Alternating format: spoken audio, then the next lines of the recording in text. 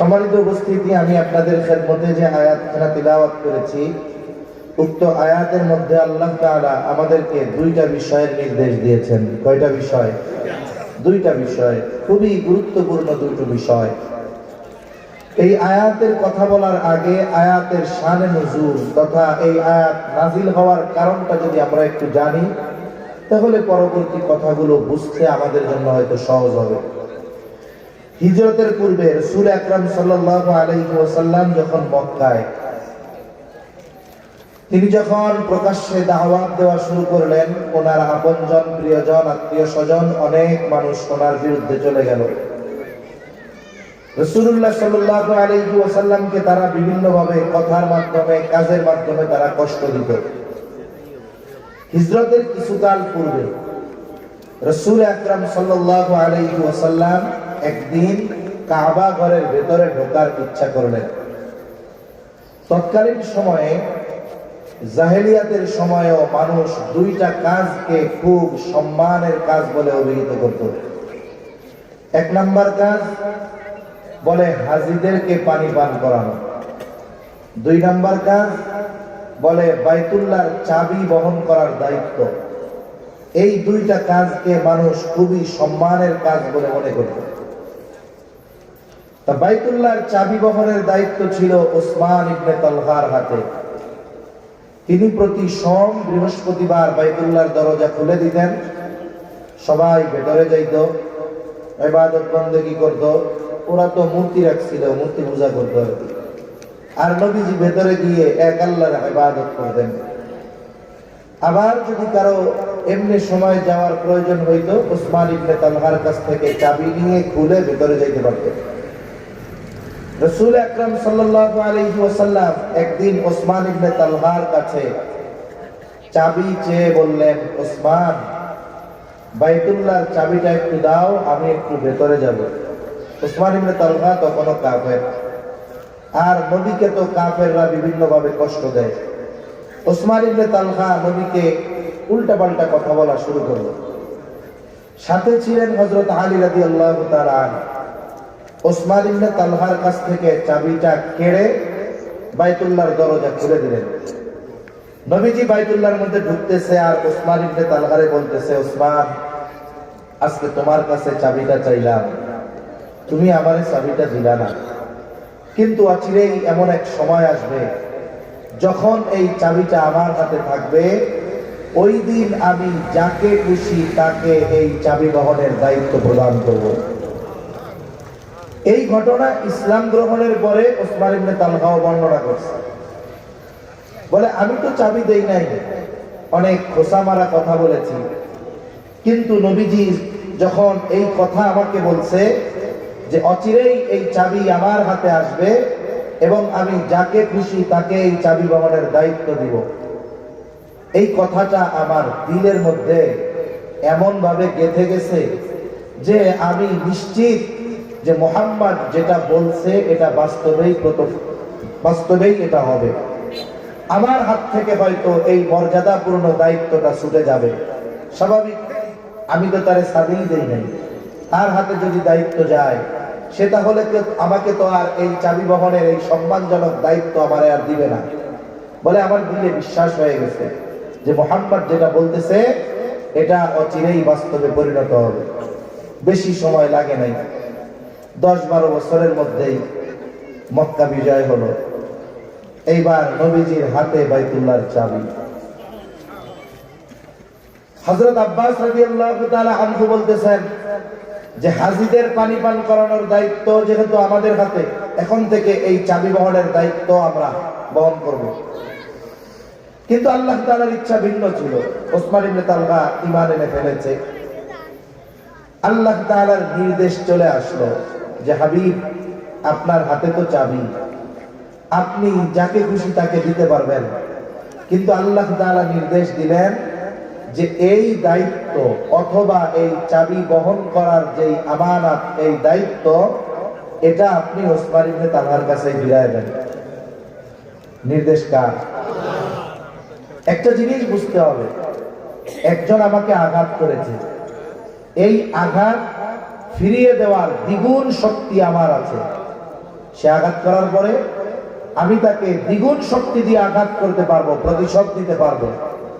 কিন্তু প্রতিশোধ না নিয়ে যদি আমি ক্ষমা করে দেই, এটাই হবে সবচাইতে বড় বীরত্ব আর মহানুভবতার কারণ। এজন্য হাদিসের মধ্যে আসছে প্রকৃত বীরকে বলে শক্তি আছে একজন মাইরা দিলে একটা 10টা মাইরা দেয়, এটা বীর না। বলে যে ক্রোধের সময়, রাগের সময় নিজেকে নিয়ন্ত্রণ করতে পারে, এটা হলো আসল বীর। প্রতিশোধ নেওয়ার সুযোগ থাকার পরেও ব্যক্তিগত বিষয়ের অপরাধ মাফ করে দেয়। নবীজিকে যদি ব্যক্তিগতভাবে কেউ কষ্ট দিত, নবীজি তারে মাফ করে দিতেন। কিন্তু ইসলামের ব্যাপারে সামগ্রিক বিষয়ের ব্যাপারটা ভিন্ন। রাসূল আকরাম সাল্লাল্লাহু আলাইহি ওয়াসাল্লামকে উসমান ইবনে তালহা ইসলাম গ্রহণের পূর্বে ঢুকতে দেয় নাই। নবী যদি চাইতেন তার হাত থেকে এই দায়িত্ব কেড়ে নিয়ে যেতে পারতেন, কিন্তু আল্লাহ তাআলার নির্দেশ এবং নবীজিও উসমান ইবনে তালহার হাতে এই চাবির দায়িত্ব পুনরায় ফিরিয়ে দিয়ে বললেন, উসমান ইবনে তালহা, ভয় করো না, এই চাবি বহনের দায়িত্ব শুধু তোমার উপর নয়, কিয়ামত পর্যন্ত এই আমানত, এই দায়িত্ব তোমার বংশের কাছেই থাকবে। সুবহানাল্লাহ। ইসলাম গ্রহণের পরেও উসমান ইবনে তালহা চিন্তা করতেছিল, আরে এই সম্মান আমার শেষ। কিন্তু নবীজি কি করলেন? এই চাবি বহনের দায়িত্ব তার হাতে তুলে দিলেন। যে আয়াতখানা আপনাদের খেদমতে তিলাওয়াত করেছি, এই আয়াতে মূলত আল্লাহ তাআলা এই দায়িত্বকে আমানত বলে অভিহিত করেছেন। এজন্যই আল্লাহ তাআলা বলতেছেন যে তিনি তোমাদের নির্দেশ দিচ্ছেন, তোমরা আমানত তার হকদারের কাছে ফিরিয়ে দাও। এখানে কোন ঘটনাকে কেন্দ্র করে আয়াত নাযিল হয়েছে? চাবি বহনের দায়িত্ব পুনরায় তার কাছে ফিরিয়ে দাও। আল্লাহ তাআলা মূলত এখানে দায়িত্বকেও আমানত বলে অভিহিত করেছেন। 1 নম্বর বিষয়। 2 নম্বর বিষয়, যে আমানতদারিতা এটা অন্যতম একটি গুণ, যেটা মুমিনের আবশ্যকীয় একটি গুণ। ঈমানদার কখনো খেয়ানতকারী হতে পারে না। ঈমানদার অবশ্যই আমানত রক্ষাকারী হবে, খেয়ানতকারী হবে না, আমানতদার হবে। আর ঈমানদার আমানতদারিতা অর্জন করবে 1টা 2টা বিষয়ের মধ্যে নয়। এই আয়াতের মধ্যে আল্লাহ তাআলা এমন একটা শব্দ উল্লেখ করেছেন, যেই শব্দের দ্বারা এই বিষয়টা বোঝা যায় আমানত 1টা 2টা জিনিসের মধ্যে হয় না, আমানত অনেক জিনিসের মধ্যে হয়। কথা কি বুঝতেছেন নাকি? এখন আমানত অনেক জিনিসের মধ্যে হয় কেমনে বোঝা গেল? আল্লাহ তাআলা এখানে বলেছেন, ইন্নাল্লাহা ইয়া'মুরুকুম আন তুআদ্দুল আমানাত। এই আমানত শব্দটি হলো বহুবচন। বাংলা, ইংরেজি আর আরবির মধ্যে একটু তফাৎ আছে। বলে ইংরেজি বাংলায় একবচন, এরপরে বহুবচন, আর আরবির মধ্যে একবচন, দ্বিবচন, তারপরে বহুবচন। তার মানে বোঝা গেল আমানত 1টা 2টা বিষয়ের মধ্যে থাকে না, আমানত অনেক বিষয়ের মধ্যে থাকে। বলেন, আমানত কত বিষয়ের মধ্যে থাকে? অনেক বিষয়ের মধ্যে থাকে। এখন সব বিষয়গুলো এক মজলিসে বলা সম্ভব না, আবার সবকিছু বলার সময় মনেও আসে না। অনেক কিছু আছে আমরা বলার নিয়ত করি, গাড়িতে বসে বসে চিন্তা করি এইগুলা বলবো, কিন্তু দেখা যায় এখানে এসে বসার পরে ওইগুলা মনে নাই, অন্য কিছু পাওয়া লাগছে। এটা আল্লাহ তাআলার ইচ্ছা। তাহলে 2টা বিষয় আমরা জানলাম। 1 নাম্বার, আমানত অনেক জিনিসের মধ্যে হয়। 2 নাম্বার, দায়িত্বটাও কিন্তু আমানতের একটা প্রকার। এখন আসেন আমরা এবার মূল আয়াতের দিকে যাই। আল্লাহ তাআলা এই আয়াতে আমাদেরকে 2টো বিষয়ের নির্দেশ দিয়েছেন। কয়টা বিষয়? জোরে জবাব দিতে হবে। কয়টা বিষয়? 2 বিষয়। আপনারা কিন্তু ওই এলাকার লোক না যে মুখ বন্ধ করে এরকম খেতামুড়ি দিয়া ওয়াজ শুনবেন আর ঘুমাবেন, না না। আপনারা চাঁদপুরের মানুষ, এজন্য আপনাদের জবানটারেও উচ্চ আওয়াজে জবাব দেওয়ার জন্য প্রস্তুত রাখতে হবে। প্রস্তুত আছেন তো ইনশাআল্লাহ? আল্লাহ তৌফিক দান করেন। তাহলে এই আয়াতের মধ্যে আল্লাহ তাআলা আমাদেরকে কয়টা বিষয়ের নির্দেশ দিয়েছেন? 2 বিষয়। আল্লাহ তাআলা বলেন, ইন্নাল্লাহা ইয়া'মুরুকুম আন তু'আদ্দুল আমানাতি ইলা আহলিহা। আল্লাহ রাব্বুল আলামিন বলেন, নিশ্চয়ই আল্লাহ তোমাদেরকে আদেশ দিচ্ছেন, নির্দেশ দিচ্ছেন। কি আদেশ, কি নির্দেশ?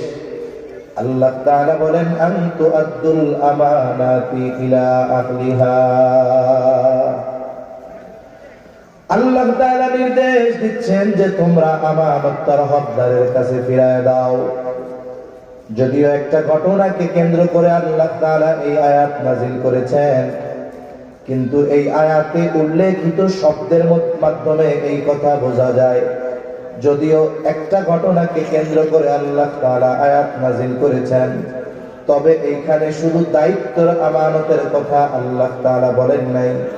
দায়িত্বের আমানতের সাথে সাথে যত বিষয়ের মধ্যে আমানতদারিতা হতে পারে, প্রত্যেক বিষয়ের মধ্যে পূর্ণ আমানতদারিতা অর্জনের নির্দেশ দিয়েছেন কে? আল্লাহ রাব্বুল আলামিন বলেন, এইখানে মূল বিষয়টা হলো, বান্দা তোমরা আমানতদার হয়ে যাও, তোমরা আমানতের গুণে গুণান্বিত হও। একটা বিষয় আমাদের খেয়াল রাখা দরকার, আমানতদারিতা সাধারণ আমলের মতো নয় যে আমানতদারিতার গুণ অর্জন করলে সওয়াব হবে, না করলে গুনাহ নাই। বিষয়টা বোঝার দরকার, আমানতদারিতার সম্পৃক্ততা শুধু আমলের সাথে নয়, বরং প্রত্যেকটা মুমিনের আমানতদার হওয়া দরকার। এই কারণে আমানতদারিতার গুণের সম্পর্ক হলো ঈমানের সাথে।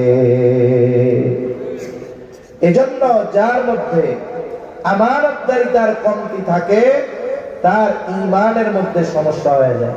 এখন বলেন তো, ঈমানে যদি কারো সমস্যা হয়ে যায়, তার আমল যদি অনেকও হয়, ওই আমল হয়তো তার কাজে নাও লাগতে পারে। এজন্য আমানতদারিতা হলো মুমিনের ভূষণ। ঈমানের অবিচ্ছেদ্য একটা অংশ হলো আমানত। আর খেয়ানত করা এটা মুনাফিকের আলামত। হাদিসের মধ্যে নবীজি মুনাফিকের আলামত গুলো জানায় দিয়েছেন। আমাদের সকলের কম বেশি আলামত গুলো জানা আছে, এরপরেও আবার একটু স্মরণ করায় দেই। বলে মুনাফিকের আলামত কি? নবীজি বলেন, ইদা হাদ্দাসা কাযাবা। মুনাফিক যখন কথা বলে মিথ্যা কথা বলে। 2 নম্বর, ইদা ওয়াদা আখলাফা। ওয়াদা করলে ওয়াদা খেলাফ করে। ইদা তুমিনা খানা। আমানতের খেয়ানত করে। 4 নম্বর, আরেক হাদিসে একটা বাড়ায় এসেছে, ওয়া ইদা তাখাসামা ফাজারা। মুনাফিকের সাথে যখন কারো ঝগড়া হয়, মুনাফিক মন্দ অশ্লীল বকাঝকা করে। এগুলো কার আলামত? জবান কইলা কর, জোরে বলেন, কার আলামত? মুনাফিকের আলামত। পাতলা বালিশ আনতে বললে ভালো হয়। মিথ্যা কথা বলা, ওয়াদা খেলাফ করা, আমানতের খেয়ানত করা, ঝগড়া লাগলে গালাগালি দেওয়া, কার আলামত? জোরে বল। কিন্তু আফসোসের বিষয়, এই 4টাই একসাথে অনেক নামাজির মধ্যেও পাওয়া যায়। আছে না নাই? হাজির মধ্যেও পাওয়া যায়, নামাজির মধ্যেও পাওয়া যায়। আমাদের জন্য করণীয় বিষয় হলো, কারো মধ্যে যদি এই আলামত গুলো থাকে, বের করে ফেলা। বলে একটা রোগ আছে, তার নাম হলো ক্যান্সার। ক্যান্সার এমন এক জীবাণু, বলে এটা যদি মানব দেহে বিস্তার ঘটায় ফেলতে পারে, ওই ব্যক্তির মৃত্যুর কারণ হয়ে যেতে পারে। এই ক্যান্সারের জীবাণুর চাইতে বেশি মারাত্মক হলো মুনাফিকের আলামত। বলে ক্যান্সার মানুষের জীবন ধ্বংস করে, ঈমান ধ্বংস করতে পারে না, কিন্তু মুনাফিকের আলামত কারো মধ্যে যদি পূর্ণ বিস্তার লাভ করে ফেলে, তার জীবন ধ্বংস না করলেও তার ঈমান ধ্বংস করে ফেলে। এজন্য এই মুনাফিকের আলামত আমাদের মধ্যে যদি কারো থাকে, আমরা এইটাকে কি করব? বাইর করে ফেলবো, ডিলিট করে দিব, ফরম্যাট করে দিব। মুনাফিকের আলামত গুলোর মধ্যে একটা আলামত হলো ইদা তুমিনা খানা, আমানতের খেয়ানত করা। আর মুমিনের ভূষণ আমানতের হেফাজত করা। আমার আপনার নবীজি আমানতদার নবী ছিলেন। কেমন আমানতদার নবী? বলে এই আমানতদারিতার গুণ নবুয়তির পরে নবীজি অর্জন করেছেন, বিষয়টা এমন নয়, বরং নবীজি নবুয়তির বহু আগে আমানতদারিতার গুণ নবীজি অর্জন করেছেন। এই জন্য নবুয়তির বহু আগে কাফেররাই আমার আপনার নবীজির উপাধি দিয়েছে আল আমিন, বিশ্বস্ত আমানতদার। আমরা সেই আমানতদার নবীর উম্মত। আমাদের আমানতের অবস্থা কি? আসেন আমরা জানি কোন কোন বিষয়ের মধ্যে আমানতদারিতা হয়। এক নাম্বার, আমাদেরকে আমানতদারিতার অর্জন করতে হবে এক নাম্বারে লেনদেনের মধ্যে, আদান প্রদানের মধ্যে। টাকা পয়সা, জমি জাতি, ধন দৌলত, এই ধরনের যত লেনদেন সংক্রান্ত বিষয় আছে, এইগুলার মধ্যে আমাদেরকে আমানতদারিতার গুণ অর্জন করতে হবে। কিন্তু দেখা যায় অনেক ভালো মানুষ আছে, মুত্তাকি মানুষ বলে তারা আমরা চিনি, নামাজি মানুষ, হাজি মানুষ, দেখা যায় যুগের পর যুগ, বছরের পর বছর অন্যের সম্পদ ভক্ষণ করে, বন্ধের সম্পদ ভক্ষণ করে, বন্ধেরকে তারা হক দেয় না, অন্যান্য অনেক মানুষের সম্পদ মেরে খায়, এমন লোক আছে না? এজন্য কেউ যদি কোনো কিছু আমার কাছে পায়, যিনি পায় তার যদি মনে নাও থাকে, আল্লাহর আদেশ যে সে ভুলে গেছে, যাক, তোমার মনে আছে, তুমি নিজ দায়িত্বে তার হক তার কাছে ফিরাইয়া দিবা।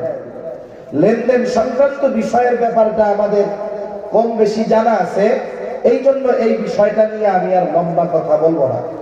তাহলে এক নাম্বার, আমাদেরকে আমানতদারিতার গুণ অর্জন করতে হবে লেনদেনের মধ্যে। কিসের মধ্যে? জোরে কর। এখন বলেন, কারো কাছে কারো বোন যদি সম্পদ পায়, বোনের যদি নাও থাকে, জানা যদি নাও থাকে, ফেরত দিতে হবে কি হবে না? কেউ যদি কারো কাছে কোনো টাকা পয়সা পায়, সে ভুলে গেছে, আমার মনে আছে, বলেন ফেরত দিতে হবে কি হবে না? কতজন আছে চিন্তা করে, ওর মনে নাই, তাহলে আর দেওয়ার দরকার নেই, এই সুযোগ আছে নি? তাই তাহলে এক নাম্বার, আমরা আমানতদারিতা অর্জন করব লেনদেনের মধ্যে। দুই নাম্বার, বলে আমানতদারিতা শুধু লেনদেনের মধ্যে নয়, কথাও কিন্তু আমানত হয়।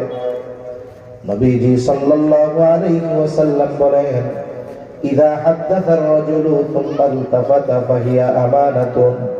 নবীজি বলেন, আমাদের মধ্যে তোমাদের কাছে যখন কেউ কোনো কথা বলে, ইযা হাদাসা আর-রাজুলু, যখন কোনো মানুষ কথা বলে, সুম্মা ইলতাফাতা, এবার কথা কয় আর এদিকে সেদিকে তাকায়, ডানে বামে তাকায়, সামনে পেছনে তাকায়, বলে এই লোকটা কথা বলে আর এদিকে সেদিকে তাকায়, যেই কথা আমার আপনার কাছে বলে, নবীজি বলেন ফাহিয়া আমানাতুন, ওই কথাটাও আমানত হয়ে যায়। একজন মানুষ যখন কথা বলার সময় এদিকে সেদিকে তাকায়, এর দ্বারা আমরা কি বুঝি? যে সে চায় না তার কথা আমি ছাড়া কেউ শুনুক, সে চায় না যে সে কথাটা আমারে বলতেছে আমি ছাড়া কেউ জানুক, অথবা কেউ তাকে দেখতে পাক যে সে আমার কাছে কথাটা বলতেছে। তার কিছুই বলা লাগবে না, শুধু তার এই ডানে বামে তাকানোর দ্বারাই এই কথাটা আমার আপনার কাছে কি হয়ে যাবে? জোরে বলেন, জোরে বলেন, কি হবে? আমানত। এখন আমানত যেই কথা, ওই কথা কি আরেকজনের কাছে বলা যাবে? জোরে বলেন, বলা যাবে? যাবে না। কিন্তু আমাদের অভ্যাসটা হলো একেবারে ব্যতিক্রম। বলে কেউ যদি কোনো কথা বলার পরে আমার আপনার কাছে বলে, হুজুর আপনার কাছে কথাটা বললাম, আপনি আর কারো কাছে কইেন না, কাজ সারা। এখন ওই কথা আমি যতক্ষণ আর একজনের কাছে না কই, আমার ততক্ষণ আর ভালো লাগে না। এইবার কি হয়?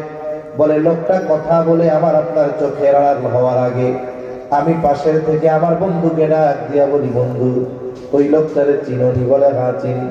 বলে আমারে খুব বিশ্বাস করে, আমার কাছে একটা গোপন কথা বলছে, কারো কাছে বলতে মানা করছে, আমি শুধু তোমার কাছে বললাম, খবরদার তুমি কিন্তু কাউরে কইও না। এরকম কয় কি কয় না? এইবার ওই বন্ধু আর একজন গিয়ে বলে, ইমাম সাহেব আমার বন্ধু মানুষ, খুব ভালো, মিথ্যা কথা কয় কখনো? কয় না না, হুজুরের মতো লোক হয়, মিথ্যা কি পরহেজগার বুজুর্গ। বলে অমুকের ব্যাপারে হুজুর আমাকে একটা কথা বলছে, কারো কাছে বলতে মানা করেছে, আমি শুধু তোমারে বললাম, তুমি কিন্তু কাউরে কইও না। এইরকম একজন আর একজনের কাছে বলে আর বলে, আমি শুধু তোমারে বললাম, তুমি কাউরে বইলো না।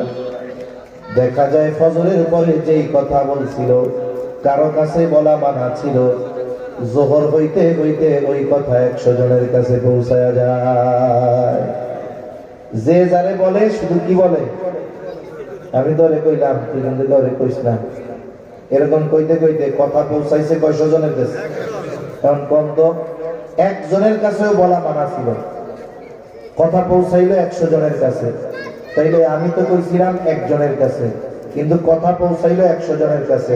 বলেন তো, যে প্রথম খেয়ানত করছে তার আমল নামায় কয় খেয়ানতের গুনাহ হবে?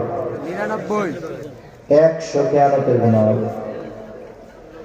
কেন বলে হাদিসের মধ্যে আসছে, নবীজি বলেন, যখন কারো দ্বারা কোনো ভালো কাজের সূচনা হয়, ওই ভালো কাজ যতজন করে, প্রত্যেক ভালো কাজ করলে ওয়ালার সমপরিমাণ সওয়াব প্রথম যে শুরু করে তার আমল নামায় যোগ হয়ে যায়। আবার যখন কেউ কোনো মন্দ কাজের সূচনা করে, ওই মন্দ কাজ যতদিন চলে, যতজন করে, ওই মন্দ কাজ যতজন করবে প্রত্যেকের সমপরিমাণ গুনাহ ওই মন্দ কাজ যার দ্বারা সূচনা হলো তার আমল নামায় যোগ হয়ে যায়। নবীজি বলেন, এই পৃথিবীতে সর্বপ্রথম অন্যায়ভাবে হত্যাকাণ্ড সংঘটিত হয়েছে আদম আলাইহিস সালামের এক সন্তানের দ্বারা। কিয়ামত পর্যন্ত এই পৃথিবীতে যত অন্যায় হত্যাকাণ্ড সংঘটিত হবে, নবীজি বলেন ওই সকল হত্যাকাণ্ডের সমপরিমাণ গুনাহ আদম আলাইহিস সালামের ওই হত্যাকারী সন্তানের আমলনামায় যোগ হয়ে যাবে। এই জন্য কথাও আমানত হয়, কথার আমানত হেফাজত করার দরকার আছে না নাই? আবার বুঝতে হইব কোন কথা আমানত বলা যাবে না, আর কোন কথা বলার দরকার। এখন দেশে যে আকারে চুরি ছিনতাই বাড়ছে, এই ওয়াজ শুনে চোর যদি মনে করে যাক সুযোগ একটা পাইছি, এখন রাতের বেলা ওয়াজ শুনে যাইতেছে, এক মুরব্বীর চোর এসে কইতেছে, চাচা ডানে বামে তাকায়া একটা গোপন কথা শুধু আপনার কাছেই কইতেছি, আপনি কিন্তু কাউরে কবেন না। কি কথা? বলে, চাচা আজকে আপনার পাশের বাড়ি আমি রাত্রে বেলা চুরি করবো। চোর ডানে বামে তাকাইয়া এই কথা কইল। এখন যদি ওই চাচা চিন্তা করে, হুজুর কি ওয়াজ শুনাইলো, কি মুসিবতে পড়লাম, এখন এই ডাইনে বামে তাকাইয়া কথা কইলে সেটা বলে আমানত। এখন যদি বাড়িওয়ালার কাছে কইয়া দেয়, তাইলে আমি হইলাম খেয়ানতকারী, আবার যদি না কই তাইলে বেটার বাড়ি হইব চুরি। বিপদ আছে না নাই? এখন কম তো এই ধরনের কথা যদি কেউ বলে, এই কথা কি গোপন রাখা যাবে নাকি? উপরন্তু এই কথা বইলা দেওয়াটাই দায়িত্ব। এখন যদি এমন কোনো কথা কেউ বলে যেই কথার দ্বারা মানুষের ক্ষতি হবে, ইসলামের ক্ষতি হবে, দ্বীনের ক্ষতি হবে, এইরকম কথা যদি কেউ আমার আপনার কাছে পায়, দইরা কইয়া যদি কয় যে কারো কাছে কইয়েন না, কম তো এরকম কথা গোপন রাখা যাবে নাকি? এরকম কথা গোপন রাখা যাবে না। অনেক সময় অনেক মানুষ আমার আপনার কাছে এসে তার ব্যক্তিগত অনেক কথা বলে, যে কথাগুলোর দ্বারা যদি মানুষ জেনে যায় তার সম্মান নষ্ট হয়ে যাবে। মনে করেন কথার কথা, ইমাম সাহেব, তাকে সব মুসল্লি ভালোবাসে। একটা মানুষ পারিবারিক ভাবে খুব কষ্টে আছে। বলে কষ্টে কি? বলে তার বউ তারে মাঝে মধ্যে পিটায়। কথার কথা। এখন এত দুঃখ বেদনার কথা সবার কাছে কি বলা যায়? এখন ইমাম সাহেবের কাছে এসে খুব আবেগ নিয়ে পেতেছে, হুজুর কত কষ্টে আছি জানেন, সমাজের মানুষ এত সম্মান করে, ইজ্জত দেয়, কিন্তু আপনারা বাহিরের বিষয়টা দেখেন, ভেতরের দুঃখ তো হুজুর কেউ জানে না। আপনি আমার ইমাম সাহেব, আমার জীবনের সবচাইতে বড় আমলটা আমি আপনার উপরে ভার দিয়ে দেই, আপনার কাছে সব কথা কইতে অসুবিধা কি? হুজুর আমার বউ আমার পিটাই, হুজুর এ দুঃখ কার কাছে কমু? রাস্তার মানুষ আমারে দেখলে ডরায়, আর আমার ঘরে আমার বউ আমার পিটায়। এখন কম তো এই কথা যদি সমাজের মানুষ জানে, ওই বেটার ইজ্জত থাকবো? জোরে কোন সম্মান থাকবো? এরকম অনেক গোপন কথা আছে, মানুষ মানুষের কাছে এসে বলে। এখন সম্পর্ক যখন ভালো ততদিন কথা গোপন রাখে, যখন একটু দুইজনের মধ্যে সম্পর্ক খারাপ এইবার কয় জানি কিন্তু বেশি কথা কইলে কইয়া দিব, আছে না নাই? এখন বলেন তো, শুধু কি বন্ধুর আমানতের হেফাজত করতে হবে না শত্রুরটাও করতে হবে? শত্রুরটাও করতে হবে। আমার আপনার নবী মক্কা থেকে মদিনায় হিজরত করেছেন। প্রথম কথা হলো বাহ্যিক কারণ কিছু আছে, মূল কারণ আল্লাহ তাআলার নির্দেশ। বাহ্যিক কারণ বলে কাফেরদের মাত্রাতিরিক্ত অত্যাচার, জুলুম। নবীজিকে আল্লাহ তাআলা হিজরতের জন্য প্রস্তুতি নিতে বলছেন, কিন্তু সময় জানান নাই। আবার মক্কার মানুষেরা তাদের দামি দামি বস্তু আমার আপনার নবীর কাছে হেফাজতের জন্য রাখতো, আমানত রাখতো।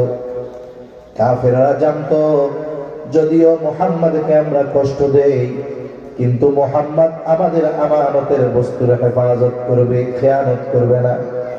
নবীর উপরে জুলুম অত্যাচার করার পরেও নবীর কাছে তারা সম্পদ হেফাজতের জন্য রাখতো।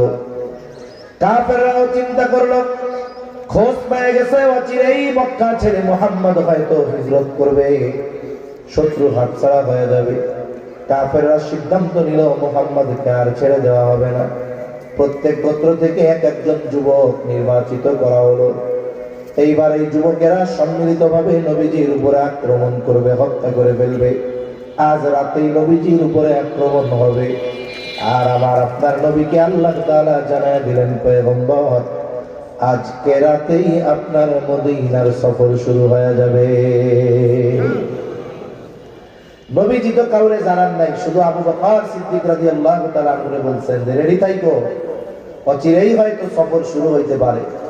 নবীজির কাছে কাফেরদের যেই আমানত ছিল আস্তে আস্তে নবীজি ফেরত দিয়ে দিচ্ছিলেন সবাই। সব যদি একসাথে দিয়ে দিতে যান ওরাও চিন্তা করবে সবাইটা ফেরত দিয়ে দেয়, এলাকা মনে হয় ছেড়ে চলে যাইব, এজন্য আস্তে আস্তে দিচ্ছিলেন। ওই যে আল্লাহর নির্দেশ যখন আসছে তখনও নবীর কাছে কাফেরদের কিছু বস্তু আমানত ছিল। কাফেররা রাতের বেলা আমার আপনার নবীর ঘর চারদিক দিয়ে ঘিরে ফেলছে হত্যা করার জন্য। আর নবীজি ঘরের মধ্যে হযরত আলী রাদিয়াল্লাহু তাআলা আনহুকে আনছেন। কাফেররা হত্যা করবে, নবী হিজরতের সফর শুরু করবে। হযরত আলীকে কেন রাইখা গেছেন ঘরে? যে নবীর কাছে তখনও কাফেরদের কিছু আমানত ছিল। আলী রাদিয়াল্লাহু তাআলা আনহুকে নির্দেশ দিলেন, আলী কাফেরদের সম্পদ যথাযথভাবে প্রত্যেক বস্তু তার মালিকের কাছে পৌঁছায়া দিবা, এরপরে তুমি মদিনার উদ্দেশ্যে সফর শুরু করবা। চিন্তা করে দেখেন, কাফেররা হত্যা করার জন্য নবীর ঘর চারদিক দিয়ে ঘিরে রাখছে। যারা নবীকে হত্যা করতে এসেছে নবী তাদের মাল যথাযথভাবে তাদের কাছে পৌঁছানোর ব্যবস্থা না করে হিজরত শুরু করেন না। আমরা হইলে কি করতাম? চিন্তা করতাম যাদের কারণে দেশ ছাড়া লাগতেছে, যারা আমারে মাইরা ফেলতে চায়, ওদের সম্পদ ফেরত দেওয়া কি দরকার? নিজে মুফতি সাহেব হইয়া ফতোয়া দিয়া, নিজে মন গড়া ফতোয়া দিয়া ওই সম্পদের মালিক নিজের বানাইয়া বলতাম এগুলো নিয়ে যাওয়া যায় যাচ্ছে, ঠিক কিনা কম? অথচ শত্রুর আমানতের বস্তু তার কাছে ফিরিয়ে দেওয়ার ব্যবস্থা না করা পর্যন্ত আমার আপনার নবী হিজরত শুরু করেন নাই। সুবহানাল্লাহ। আমরা সেই নবীর উম্মত, মনে রাখতে হবে শত্রুর আমানতের হেফাজত আমরা করব, শত্রুর সাথেও কোনো খেয়ানত করব না। তাহলে এক নাম্বার লেনদেনের মধ্যে আমানতদারিতা অর্জন করতে হবে। 2 নাম্বার কথাও আমানত হয়। 3 নাম্বার দায়িত্ব আমানত। আল্লাহ তাআলা এই আয়াতে মূলত দায়িত্বের কথা বলেছেন। দায়িত্বটাকে এখন তো আমানত মনে করা হয় না, বরং দায়িত্ব পাইলে এটারে গনিমত মনে করা হয়। এমন এক জামানা অতিবাহিত হয়ে গেছে যখন মানুষ দায়িত্ব নিতে চাইতো না, জোর করে দায়িত্ব দেওয়া যাইতো না। আর এখনকার মানুষ দায়িত্ব নেওয়ার জন্য প্রতিযোগিতা করে। দায়িত্ব নেওয়ার প্রতিযোগিতা আছে না নাই? আরে চেয়ারম্যান ইলেকশন হবে এক ইউনিয়নে, ক্যান্ডিডেট 30 জন, সবাই চেয়ারম্যান পদপ্রার্থী। এখন মনে করেন নির্দিষ্ট একজনের মার্কার উপরে নির্বাচন হবে, এক এলাকায় এক চেয়ারম্যান ওই মার্কা পাওয়ার জন্য খরচ করছে 3 কোটি টাকার উপরে। মার্কা পাওয়ার জন্য উপরের নেতাদের বকশিস ঘুষ দিছে কয় কোটি টাকা। এবার পোস্টার ছাপাইছে নির্বাচনের আগে যে এত নং ইউনিয়ন পরিষদের আসন